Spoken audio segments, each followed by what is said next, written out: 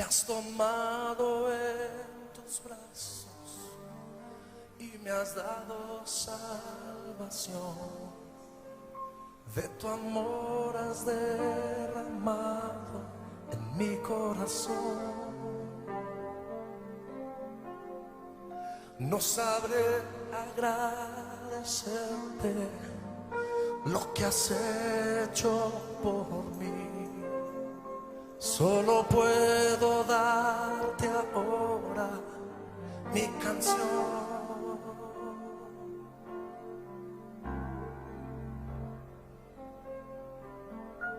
Yo te doy gracias.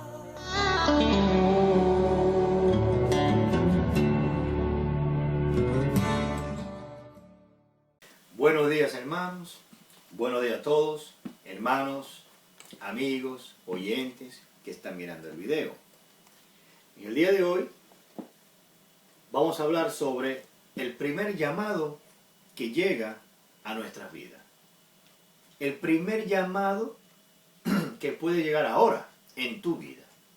Y el primer llamado ese llamado que ha llegado a nuestra vida, pero no hemos entendido qué tenemos que hacer después que llega ese primer llamado en tu vida.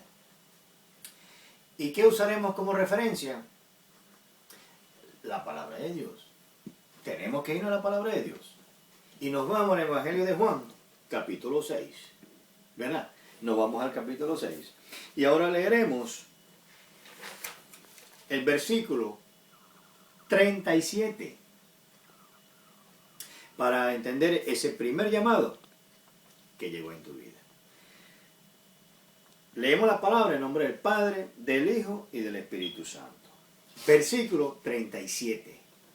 Y la palabra dice, en esta traducción, lengua actual, la TLA. Y aquí tengo la versión internacional también.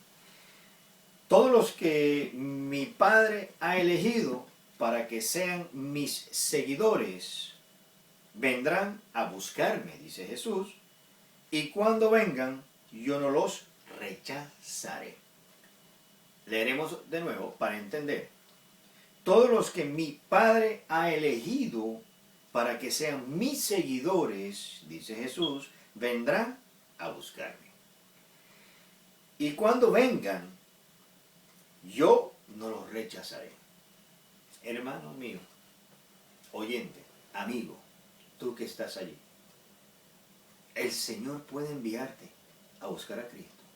Tu primer llamado puede ser ahora. ¿Sabes? Tu primer llamado puede ser ahora. El Señor en cualquier momento puede llamarte. ¿En qué manera te llama, dirías tú? ¿Pero cómo me llama el Señor? Bueno, toca tu espíritu, hermano, y te dice algo, uno dice, algo me dice que necesito buscar una iglesia cercana, y empiezas a buscar. Y ese es el primer llamado que ha llegado a tu vida. Eso puede llegar ahora. Y si ha llegado ya en tu vida, toca hacer otra cosa, un segundo paso toca tomar. Pero por ahora vemos cómo llegó el primer llamado a tu vida. Y llegó aquí, y lo vemos que en el versículo 37, nuestro Señor Jesucristo nos enseña que todo lo que el Padre les envía a Él, Él no rechaza.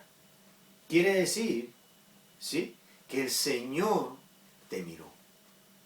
Y ese versículo que está en el libro de los profetas, que dice, te conocí mucho más antes que estaba formado en el vientre de tu madre. Imagínate eso, que el Señor ya nos conoce. Él te conoce a ti. El Señor sabe quién eres tú, sabe para dónde vas también, y tiene un propósito en tu vida. Y por eso llega a tu vida el primer llamado. Pero cuando leemos el versículo aquí, lo leemos y pasamos de largo. Y no entendemos con cuidado lo que el Señor nos estaba enseñando. Porque el Señor era todo enseñanza. Y vemos que en este versículo, Jehová Padre nos envía a buscar a su Hijo. Señor Jesucristo. Y cuando llegas y conoces al Señor, y tú que un día tal vez tomaste esa oración de fe y aceptaste a Cristo, se cumplió ahí tu primer llamado, que es venir a buscar a Cristo. Pero ahora vemos que una vez que conseguimos a Cristo, ya llegó ese primer llamado en tu vida, porque Jehová te envió a buscar al Señor Jesucristo. Llega un segundo paso en nuestra vida, otra etapa, y es convertirnos en seguidores de Cristo, ¿verdad? Porque ese es el propósito.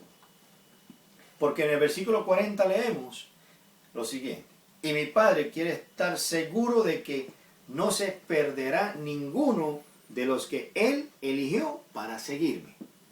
Entonces quiere decir que primero te miró, te envió a buscar al Señor Jesucristo, y después el propósito tuyo es que tú no te pierdas, que la salvación te asegure en tu vida. Tú tienes que caminar con Cristo. Es la segunda etapa de tu vida. Entonces vemos que una vez que fuiste llamado, vienes ahora a convertirte en seguidor de Jesucristo. Y entonces esa es la segunda etapa de tu vida, convirtiéndote en un seguidor de Jesucristo.